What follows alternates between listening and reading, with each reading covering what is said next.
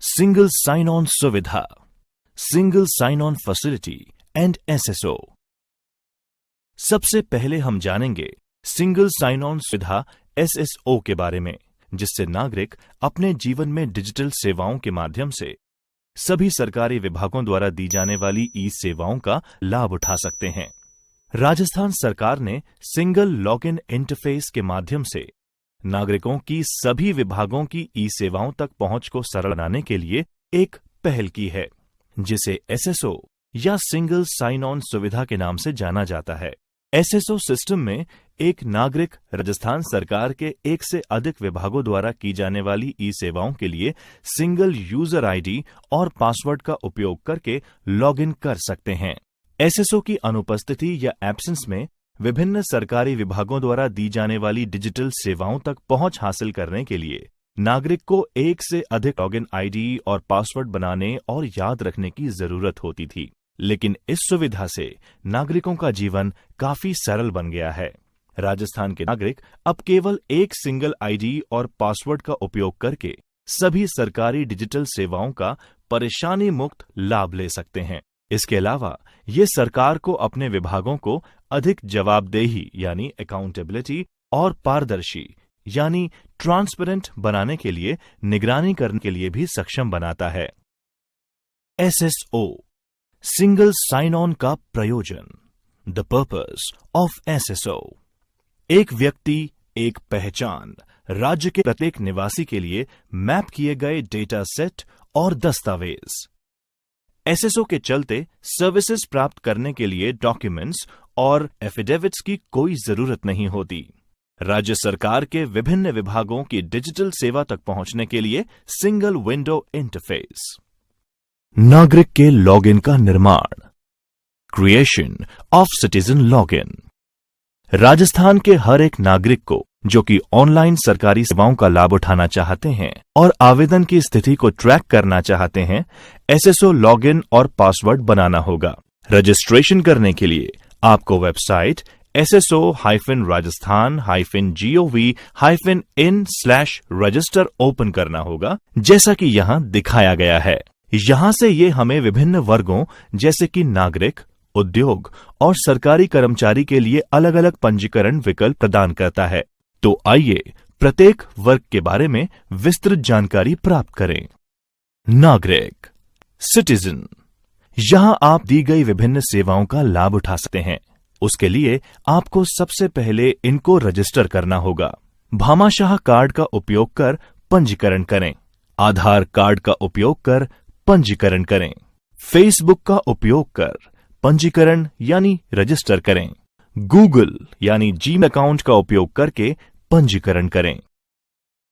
उद्योग, यहां आप दी गई विभिन्न सेवाओं का लाभ उठा सकते हैं। उसके लिए आपको सबसे पहले इनको पंजीकरण करना होगा। उद्योग आधार का प्रयोग करके पंजीकरण करें। व्यापार पंजीकरण नंबर यानी बिजनेस रजिस्ट्रेशन नंबर का उपयोग करके पंजीकरण करें। सरकारी कर्मचारी यानी गवर्नमेंट एम्प्लॉयज यहां दी गई विभिन्न सेवाओं का लाभ उठा सकते हैं। उसके लिए आपको सबसे पहले इनको पंजीकरण करना होगा। राजस्थान सरकार के कर्मचारी, एसआईपीएफ उपयोगकर्ता, राजस्थान सरकार के कर्मचारी जो कि एसआईपीएफ के उपयोगकर्ता हैं, ये उपयुक्त पंजीकरण विकल्प चुन सकते हैं। आपको समझाने के लिए हमने रेसिडेंट यूजिंग आधार आईडी यानी यूआईडी का विकल्प चुना है। इस विकल्प पर क्लिक करने पर निवासी को अपना आधार नंबर दर्ज करने और नेक्स्ट बटन क्लिक करने के लिए कहा जाएगा। निवासी को दो विकल्पों में से किसी एक के माध्यम से विवरण को सत्यापित करने की आवश्यकता होगी। ओटीपी यानी वन टाइम पासवर्ड या बायोमेट्रिक प्रक्रिया को समझाने के लिए हमने ओटीपी विकल्प को चुना है।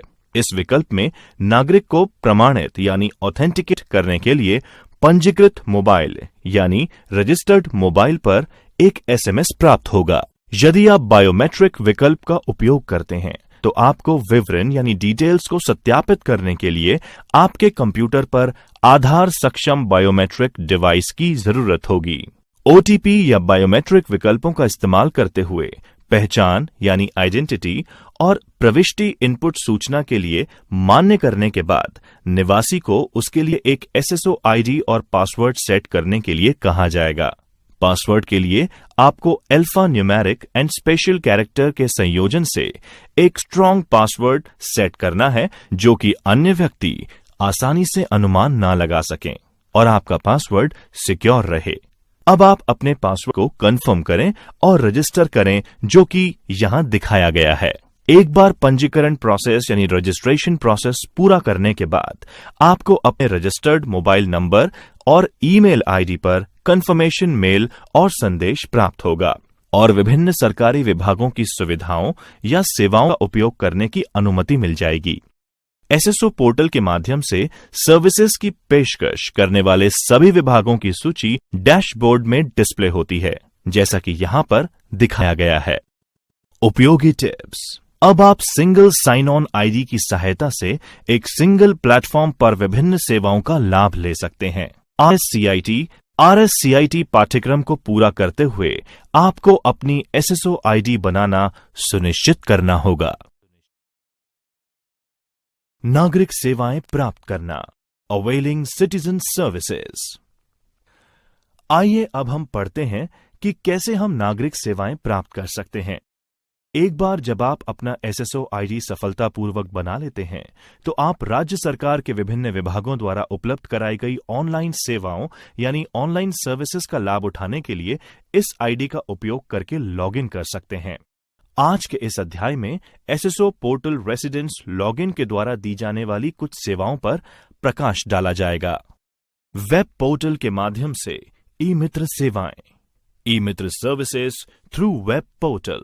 प्रिय बच्चों, इस अध्याय के माध्यम से हम वेब पोर्टल के जरिए ई मित्र की सहायता से बिजली या पानी बिल भुगतान, मूल निवासी प्रमाण पत्र के लिए आवेदन करना यानी अप्लाइंग फॉर बोनाफाइड और डोमिसाइल सर्टिफिकेट, रोजगार विभाग में पंजीकरण, विश्वविद्यालय में एडमिशन शुल्क भरना, भामाशाह कार्ड के लिए ऑनलाइन नामांकन आदि सेवाओं के बारे में विस्तृत जानकारी प्राप्त करेंगे। मूल निवासी प्रमाण पत्र के लिए आवेदन करना, अप्लाइंग फॉर बोनाफाइड और डोमिसाइल सर्टिफिकेट। प्रिय विद्यार्थियों, आमतौर पर यह प्रमाणित करने के लिए कि वह व्यक्ति राज्य का मूल रूप से निवासी है या नहीं, सरकार द्वारा मूल निवासी प्रमाण पत्र यानी डोमिसाइल और बोनाफाइड सर्टिफिकेट जारी किया जाता है। ये सेवा आजकल ई मित्र लॉगिन के माध्यम से नागरिकों के लिए ऑनलाइन उपलब्ध है। स्टेप बाय स्टेप प्रोसेस यहां पर विस्तार से बताया जाएगा। स्टेप 1, ई मित्र पोर्टल के माध्यम से आवेदन जमा करने के लिए निवासियों को पहले अपने एसएसओ आईडी और पासवर्ड के साथ एसएसओ पोर्टल में लॉगिन करना होगा। उसके लिए आपको सबसे पहले इस वेबसाइट sso-rajasthan-gov-in/register ओपन करना होगा, जिससे डिपार्टमेंट डैशबोर्ड को देख सकेंगे। डैशबोर्ड से ई मित्र आइकन पर क्लिक करने पर एसएसओ पोर्टल उपयोगकर्ता को ई मित्र पोर्टल में ट्रांसफर कर देगा। स्टेप 2, ई मित्र लॉगिन करने पर लेफ्ट मेन्यू से सर्विसेज पर क्लिक करें। एक वर्टिकल स्लाइड मेन्यू आगे के विकल्पों के साथ खोला जाएगा। उप विकल्प यानी सब ऑप्शन से अवेल सर्विसेज विकल्प पर क्लिक करें और फिर उपलब्ध विकल्पों में से एप्लीकेशन सर्विसेज विकल्प पर क्लिक करें। अवेल एप्लीकेशन सर्विसेज पर क्लिक करें और बोनाफाइड सर्टिफिकेट टाइप करना शुरू करें। एक नई विंडो इस तरह से दिखाई देगी। आगे बढ़ने के लिए आपको एक वैलिड आधार नंबर या भामाशाह आईडी नंबर या ई मित्र रजिस्ट्रेशन नंबर दर्ज करना होगा। बोनाफाइड या डोमिसाइल मूल निवास प्रमाण पत्र के लिए आवेदन पत्र में कुछ जानकारी प्री एंड फिल्ड इंफॉर्मेशन के साथ फॉर्म खोला जाएगा। रेसिडेंट को इसे पूरा करने के लिए अन्य आवश्यक फील्ड यानी मैंडेटरी फील्ड्स दर्ज करनी चाहिए और फिर सबमिट बटन दबाना है। निवास स्थान प्रमाण पत्र यानी डोमिसाइल या बोनाफाइड सर्टिफिकेट प्रिंट करने के लिए नागरिक को अवेल सर्विसेज पर क्लिक करना होगा और फिर रेवेन्यू डिपार्टमेंट का चयन करना होगा और राजस्व विभाग में प्रिंट डोमिसाइल सर्टिफिकेट पर क्लिक करना है। आपको ट्रांजैक्शन आईडी टाइप करना होगा और फीस का भुगतान करना होगा और फिर प्रिंट बटन पर क्लिक करें, जैसा कि यहां पर दिखाया जा रहा है। इस तरह आप एसएसओ का उपयोग कर मूल निवास प्रमाण पत्र के लिए आवेदन कर सकते हैं।